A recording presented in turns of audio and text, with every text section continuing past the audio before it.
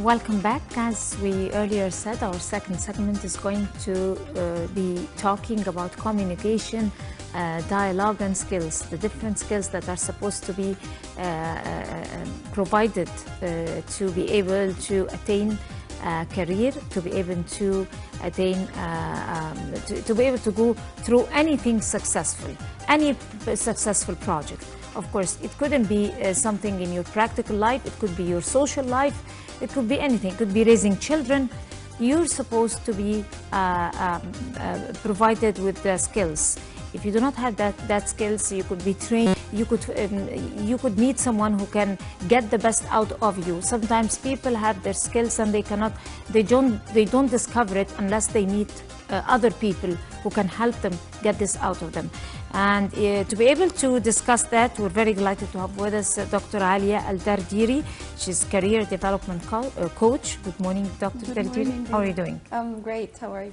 Fine. A very good morning to you. And as Dina said, everything would start with words. Everything would start with a dialogue. And first, do we have kinds of dialogue? I mean, should my dialogue, my tone, my everything differ whenever I'm speaking with this one rather than the other? Yes, this is a very smart question, and I love the introduction that you made, Dina, because communication is not only in formal pathways. It's not only about words. It's even about your tone of voice, as you have just said, Nareen, and it's about your what we call nonverbal signals. Yes. The nonverbal signals include the gestures of the body, your tone of voice, the speed you express your words with. So in order to start, we can first start by defining what communication is. Yeah. Communication differs from conversation because conversation is merely the process of exchanging words. So, for example, we are now having a conversation because you are saying some words and I, in return, saying other words. But communication is a more advanced and more in-depth process that aims to transfer thoughts and transforming these thoughts into action.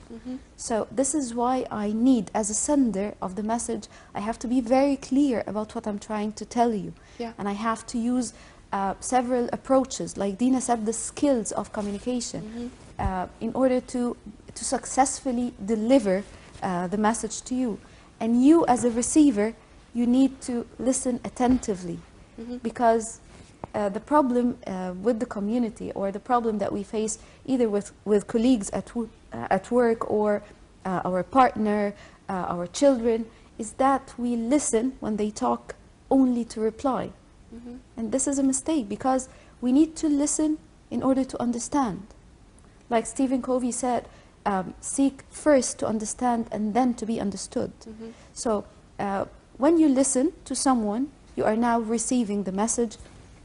You should first of all listen with the intention of understanding the other person. And if you do not understand something, or maybe you question one of the things that I've just said, you have to validate. So did I understand you in a correct way? Do you mean so and so? And then give yourself some time to process and to understand whatever I'm trying to tell you. But what we do is that we listen, and we are formulating the reply inside our head even before you finish whatever you are saying. So as a sender, you have a role, a big role in ensuring the successful delivery of the message by, as I said, by using the right words, by using the right nonverbal signals, the tone of voice, the speed of voice, the pitch.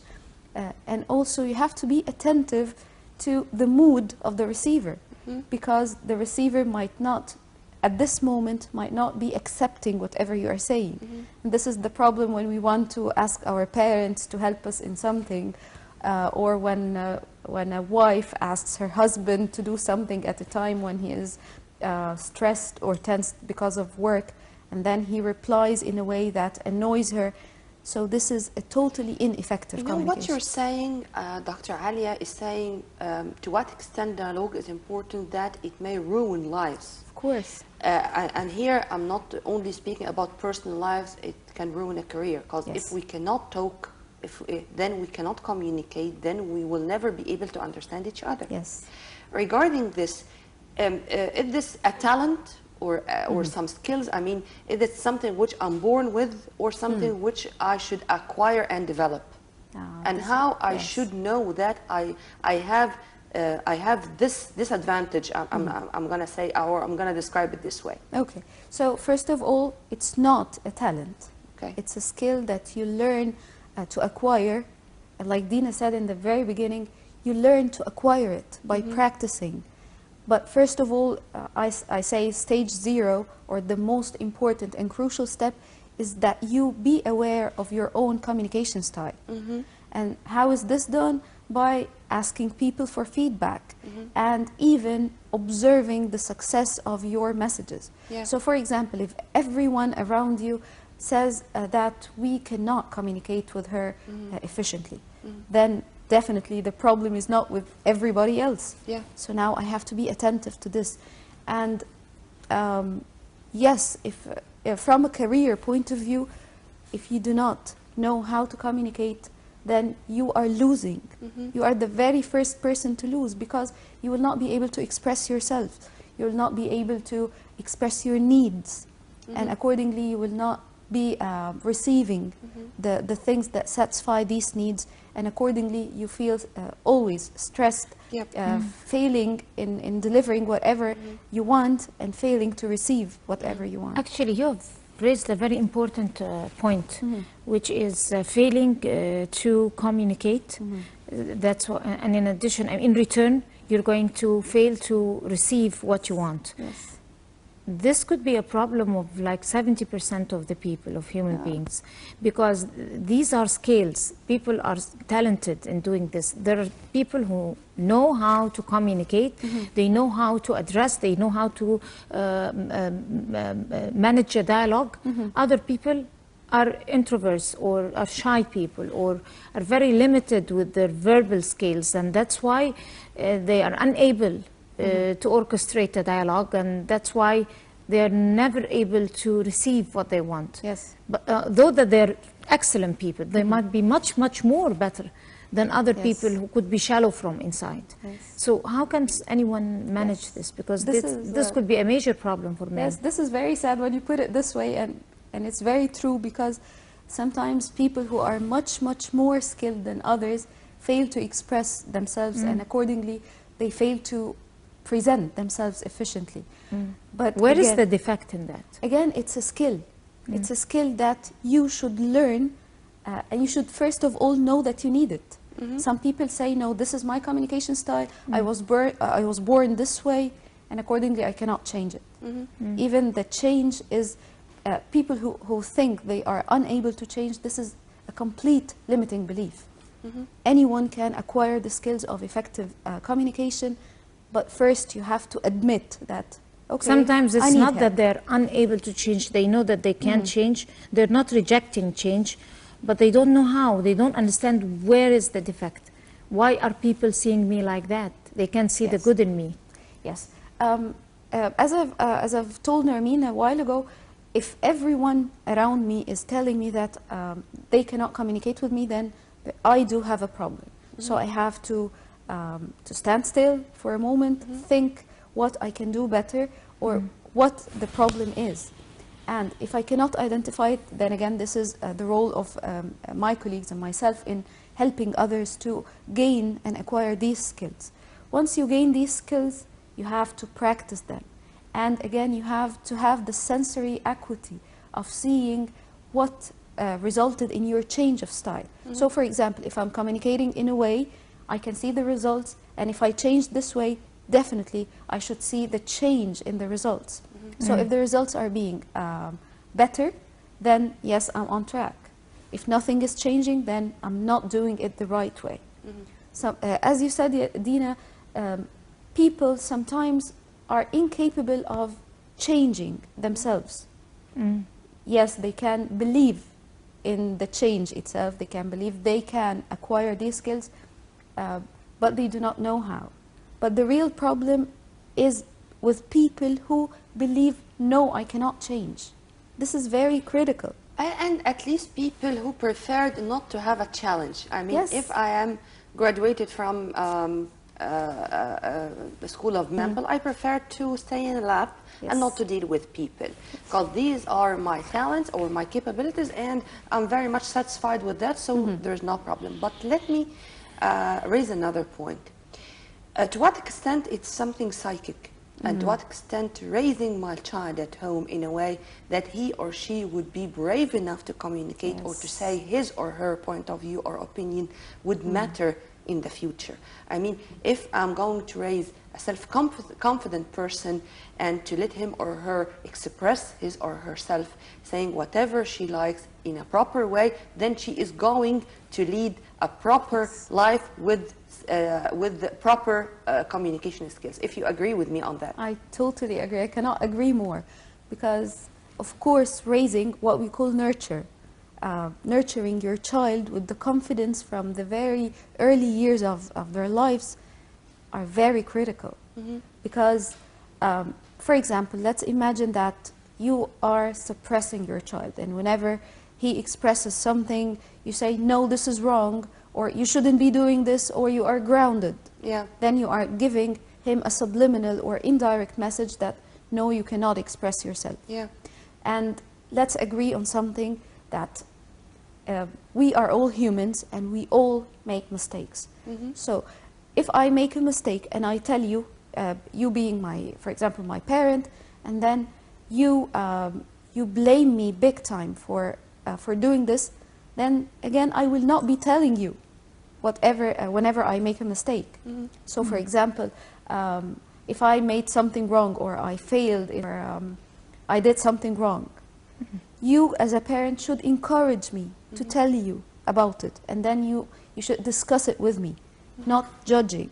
But because we as parents usually judge our children, so they get the message that no, you cannot express yourself clearly, you shouldn't be exploring the world in your own way. And accordingly they become very introvert, as you said, not because they do not want social interaction, but because they believed from the very early years in their lives that social interactions would bring problems, would bring mistakes that I would be blamed for. Usually that's the case. But do you think that confidence could be a medicine sometimes, or remedy for, I mean, so it's in cases, especially in cases of bringing up kids, if you boost confidence, even in the worst negative moments, in failures in, in education, failure in social life, in whatever challenges the child might meet. Yes. In dramatic moments, and personal failures in the child's life. Do you think if I boost confidence instead of the right thing I'm supposed to do, which is judgment? Okay. So do you think this is going to affect any change? I would. How much of a percentage? I would disagree slightly, because judging is not the complete opposite of boosting self-confidence. I boost self-confidence to my child when I want them to express themselves clearly and to be brave enough to admit their mistakes. Okay, but judging is wrong, because now this is a tricky part. When you judge something, you judge it based on your own beliefs, right? Then who said that your beliefs are the right thing? Maybe it was the beliefs of your parents that they, in a way, enforced you to believe in, and now you are enforcing your child to believe in as well. This is, I know it's a bit tricky, but you have to be very attentive that you as a human being, you can be wrong. Your beliefs can be outdated, for example. Yeah. And this is the problem with the generations communicating. Whatever my parents used to believe in may not be suitable for me to believe in nowadays. And now I am exposed to things that my parents have never been exposed to. So my Then what are values? If things are relatively from one to the other, then what are the standard values? Okay. Is there any difference between, I mean, the beliefs and values? Of course, there is a big difference. There is a big difference. Beliefs are things that are embedded inside you that are not for negotiation or are not for discussion. So, for example, you believe there is a God, and nothing would happen that make you question this fact, right? So this is a belief. But values are like the benchmark that you measure each and every action upon. So, for example, I value honesty. So whenever someone talks to me or lies to me, now this is against my value, then this person is not the kind of person I want to deal with. So values, as I said, are your benchmark that control all your actions. We actually, sometimes I have some clients in the coaching sessions who are not aware what their values are. So let me ask you, for example, Dina, did you ever give yourself the chance to think about what my values are, and you wrote them down or you have them somewhere, and then you judge each and every situation in your life upon? We usually don't do this. Yes, honesty is good, lying is bad, theft is bad, helping others is good. But do you really value this thing? Some people do not. So again, you should first of all identify your personal values, and you should respect the values of others, even if they are different than yours, because we are different people. Accepting the other. Yes. This is a very important point which we can say thank you with. Thank you. Dr. Aliaa, thank you very much for your input. Have a very good day. You too. Thank you. And I guess this brings us to the end of this edition of The Breakfast Show. Many thanks to you, Nerveen Abdulrahman. See you tomorrow, That was a inshallah. beautiful- We are going to be with you, the same crew, only on Many TV thanks to Aliaa International. El-Dardery. Thank you. And it's time to say goodbye. Thank you very much. Stay tuned only on TV International, always for more.